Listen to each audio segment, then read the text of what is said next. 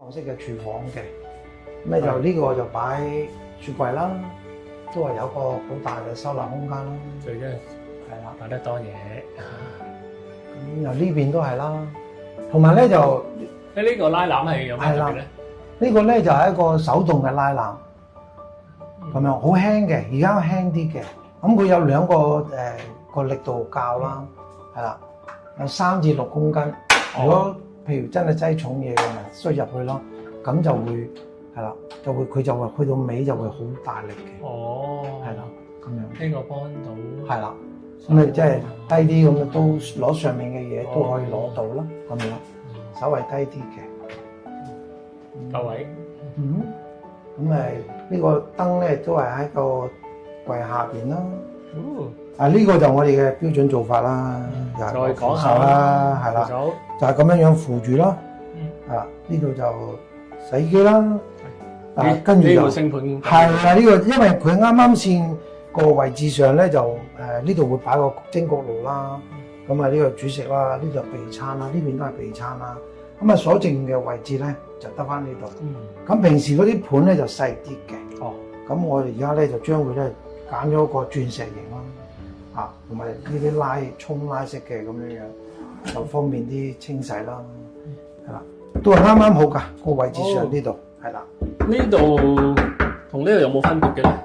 有呢個咧就呢邊就我哋斬嘢嘅，係個實聲啲嘅。呢邊咧就我哋平時切嘅啫。係啦，所以呢度都有板嘅，都有板嘅，一定要板啊！一定要有板，蒙石冇板係啦，但係又唔可以咁厚喎，因為呢個嘅我哋擺個洗衣機啊嘛。係啦係啦。如果太過厚嘅話，咁就會高咗咯。又要全部高咗就係啦係啦，就辛苦啲啦。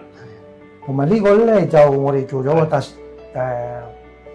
別嘅造型啦，咁樣下邊咧就係一個防潮嘅板啦，咁樣又係一個防潮板啦，鋁板啦，係啦。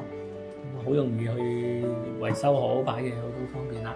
係啦，咁原先呢度咧有件層板嘅，係，但係個客咧就後尾又決定買過一個比較大啲嘅濾水器，咁變咗咧就呢個就佢就話自己買個架啦，係啦，原先有板嘅，係啦，後尾拆翻。然後呢個電磁爐啦，就電磁爐啦，可以咁就等佢呢度閂咗先，係啦，呢度咁樣透氣啦，有透氣啦，又可以擺嘢啦，咁樣係啦。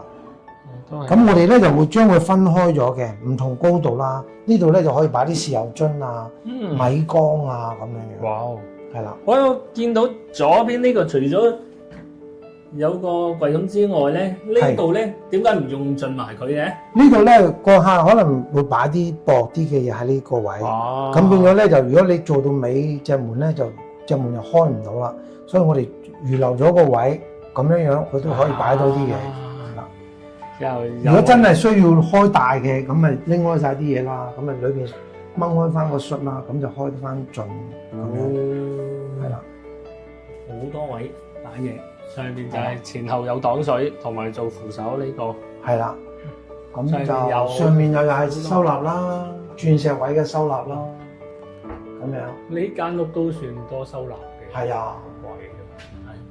咁同埋咧，就我哋轉咗窿之後咧，呢啲位咧我哋都會塞翻佢嘅，因為如果唔塞咧，就變咗有啲窿仔喺度。係啦，呢個油煙機上面啦，都可以有個門啦，咁樣。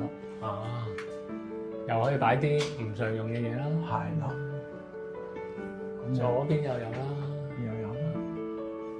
好多。就咁樣。呢度又有個扶手喎。呢個有個扶手係啦，因為有陣時佢喺呢度，即係唔知幾時需要用到一個扶手，咁我哋全部啲位置都預留咗呢啲位。呢度又係收納位。呢個又係一個收納位啦。哇，係啦，呢邊又擺啲普通嘅嘢啦，呢邊又擺個 Dyson 啦，咁樣。上面又收納，上面全部都收納，真係好多收納。由呢度咧，呢度又係無障礙啦。同埋啲電線我哋都幫佢咧，就由電錶箱嗰度咧就直接拉過條線入嚟嘅。咁啊變咗咧，就呢度要收翻去啦。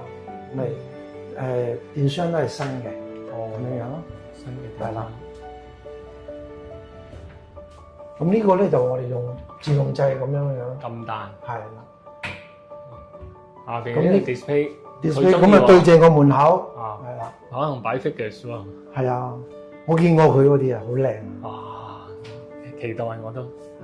下邊就係頭先講過啦，可以擺個輪椅喺度啦，輪椅啦，泊喺度就係啦，因為電動輪椅啦，佢又有個電掣啦，嗯哼，呢啲圓嘅位啦，所以係啦都係咁呢度就咁樣開翻佢，就可以泊。等佢容易泊車，泊完車咁就閂翻佢，善用空間。係啦。